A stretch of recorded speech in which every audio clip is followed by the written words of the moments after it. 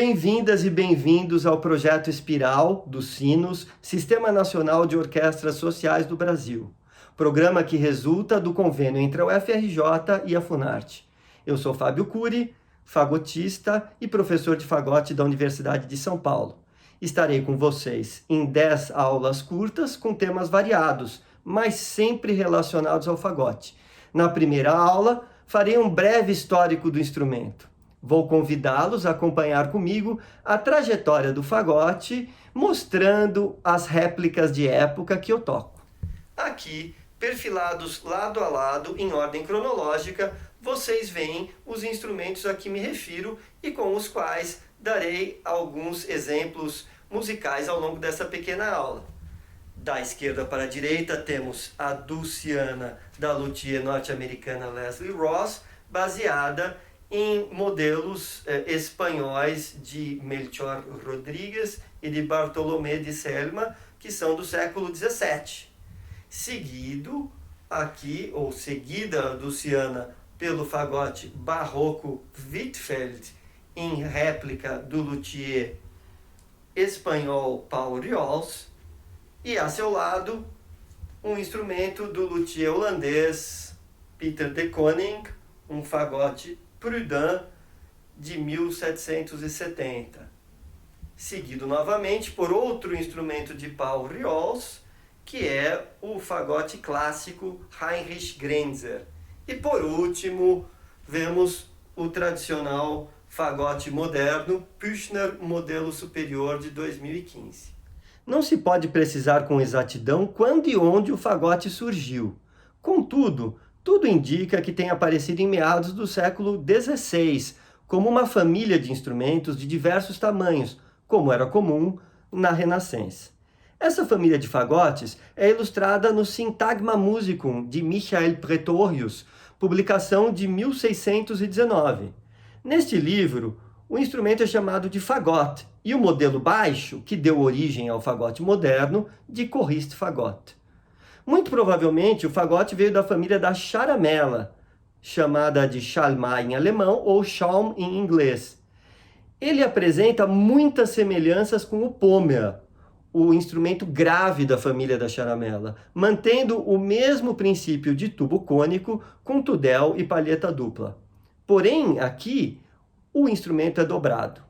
O fato de ser dobrado é que justifica a designação de fagote, já que fagotto em italiano significa feixe de varas. Esse nome, no entanto, era aplicado também a outros instrumentos de tubo dobrado, como o fagotus, criado por Afrânio degli Albonesi e que muito pouco tem a ver com o fagote que conhecemos. A terminologia usada nessa época era variada e ambígua. A matriz italiana dolce suono é a origem do termo Dulciana. Acreditava-se que o instrumento de tubo dobrado tivesse um som mais doce que a penetrante charamela. Hoje em dia, convencionou-se chamar esse modelo da Renascença, em português, de Dulciana ou baixão, como também se faz em espanhol, barron, e em francês, basson. O instrumento era, na maioria das vezes, construído em um único bloco de madeira, como o exemplar que mostrarei em seguida. Se não se pode precisar, por um lado, onde a Dulciana nasceu, por outro, se sabe o lugar onde seu uso se estendeu por mais tempo. Na Espanha, o instrumento seguiu sendo usado muito depois do surgimento do fagote barroco, já dividido em 4 partes. Eu toco com uma Dulciana abaixo do Greco, grupo de pesquisa sobre a música da Renascença e música contemporânea, construída pela luthier norte-americana Leslie Ross, que se baseou em instrumentos espanhóis de Melchor Rodrigues e Bartolomé de Selma. Ouçam um pequeno fragmento da sonata sopralamônica de Bödecker, que foi escrita mais ou menos em 1651.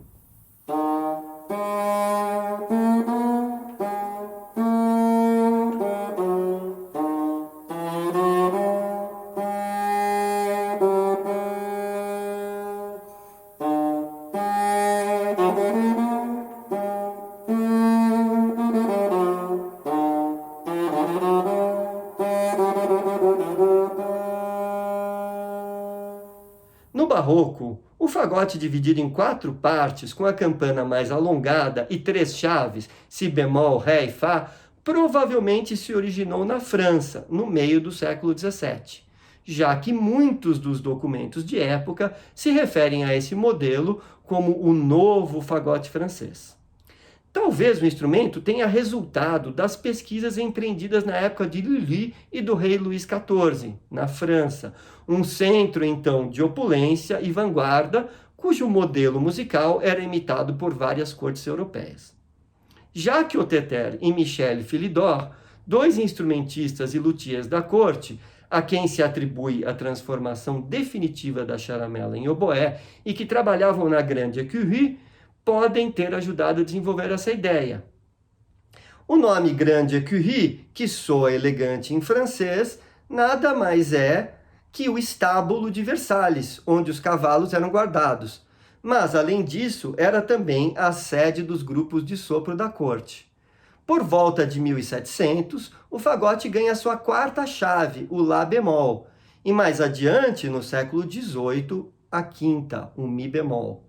A divisão do fagote em 4 partes barateou muito o custo de produção do instrumento e possibilitou fazer experimentos e modificações em lugares específicos do tubo com muito mais facilidade. Mostro agora um pequeno fragmento do concerto em Mi menor de Vivaldi com o fagote do luthier catalão Pau Riols, uma réplica de um instrumento Wittfeld de 1740.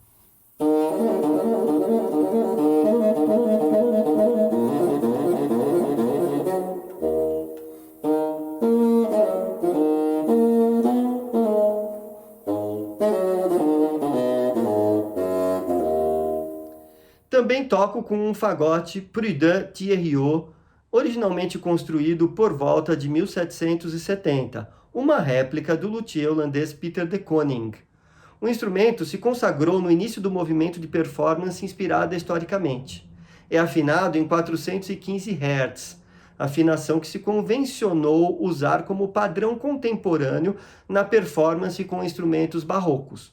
Contudo, hoje o fagote Prud'hon é considerado pelos mais ortodoxos como tardio para a música barroca, algo ainda um tanto polêmico e discutível.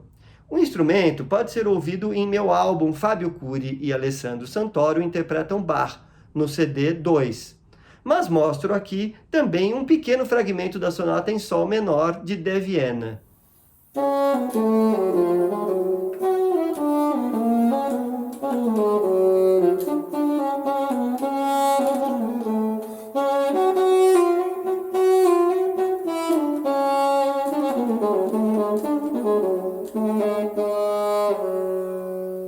No final do século XVIII, o fagote ganha mais 2 chaves na asa que permitem estender sua tessitura no registro agudo. O fagote que mostro a seguir é uma réplica de um instrumento de Heinrich Grenzer, da primeira década do século XIX, construída novamente pelo luthier catalão Pau Riols. Esse instrumento tem 8 chaves, pois, além das 2 chaves de agudo na asa, tem também uma chave de Fá sustenido na bota.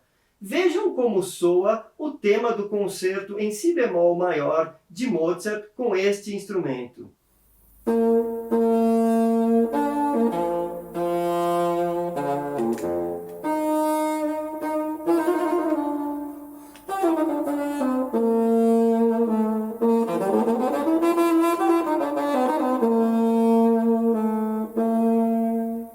No romantismo, os instrumentos ganharam maior extensão e mais autonomia para tocar em todas as tonalidades com igual temperamento.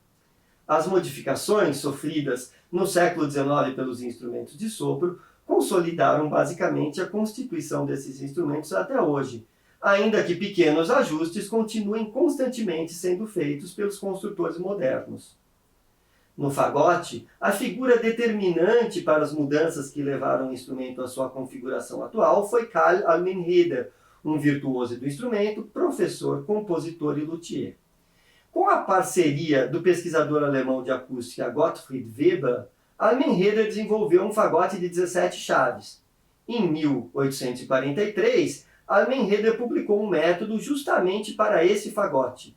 Este instrumento tinha uma tessitura de 4/8 que ia do si bemol 1 até o si bemol 5. Após sua morte, seu colega Johann Adam Haeckel assumiu a administração das oficinas fundadas por ele em 1831. Hoje, após várias outras alterações, o fagote alemão Allmenheder Haeckel, ou simplesmente conhecido como modelo alemão ou como fagote com sistema Haeckel, possui de 25 a 27 chaves. Inicialmente, o instrumento ganhou popularidade onde prevaleceu a língua alemã ou a cultura alemã e foi se tornando, paulatinamente, um padrão internacional durante o século XX. O modelo francês, atualmente mais circunscrito à França, embora historicamente muito importante, desenvolveu-se a partir das experiências adquiridas nas oficinas dos luthiers Simeon de Lyon, Frédéric Guillaume Adler, Savary Jean-Nicolas e Frédéric Ribert, entre outros, e posteriormente foi aperfeiçoado pela empresa Buffet Crampon. Finalmente, ouça um fragmento da valsa Choro de Francisco Mignone com meu fagote Püchner, modelo superior de 2015. Muito obrigado e até a próxima!